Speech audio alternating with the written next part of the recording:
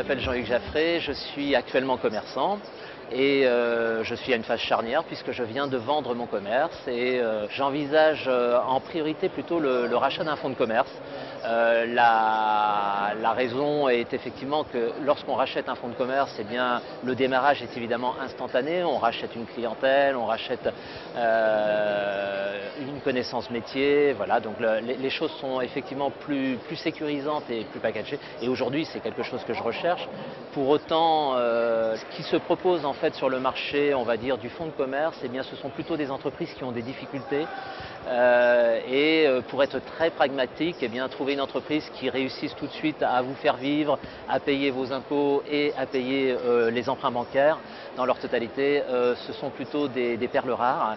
Et donc voilà, je suis assez réaliste et tout de suite j'envisage de mener en parallèle une recherche de mon fameux plan B. Et à ce titre, je me tourne vers la franchise parce que la création présente un certain nombre d'inconvénients, j'y suis passé, à savoir notamment eh bien, que les phases de création sont difficiles, on n'a pas la notoriété, on n'a pas encore la clientèle qui est bien mise en place, il faut se faire identifier, voilà. Donc il y a environ 3 bonnes années avant de trouver un roulement suffisant pour atteindre un point d'équilibre et ces 3 années sont quand même très difficiles. La franchise apporte 2 avantages majeurs par rapport à la création.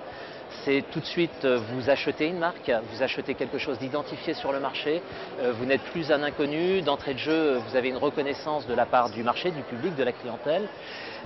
Et le deuxième volet important que la franchise va nous apporter, ce sera un savoir-faire, un métier, une connaissance qui va faire que tout de suite vous maîtriserez beaucoup mieux votre produit, vous allez connaître ses défauts, ses qualités bien sûr, mais aussi ses défauts, c'est quelque chose d'assez important. Donc aujourd'hui mes recherches s'orientent vers des métiers que je peux potentiellement exercer et des métiers qui effectivement couvrent ma préoccupation de rentabilité avant toute chose. Voilà. J'ai vu notamment des loueurs de voitures.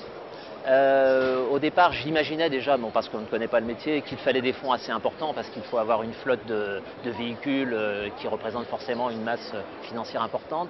Et en fait, aujourd'hui, leur concept de franchise fait que en fait, les apports ne sont pas si importants que ça, puisqu'en fait, ils ont déjà tout conçu avec des consortiums de fabricants de voitures, de banques, etc. Des systèmes locatifs qui fait que finalement, il n'y a pas d'immobilisation, mais juste de la charge de location.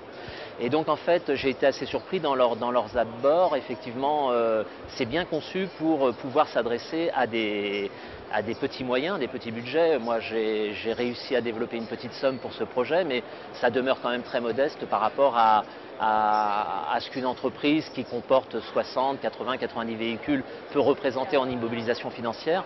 Bon, eh bien, ils offrent vraiment des solutions. Les choses sont bien pensées. Ce sont des gens qui ont vraiment des concepts avec vraiment du suivi de leurs franchisés, des process, des contrôles, je dirais des baromètres qui font qu'on sait tout de suite si on est capable de poursuivre le chemin ou si on va dans le mur. Enfin, donc ils m'ont présenté des choses qui étaient rassurantes en termes de maîtrise de leur commerce et de la dérive qu'un indépendant pourrait, sur laquelle il pourrait glisser comme une planche à savon. Voilà. Donc là, j'ai été surpris.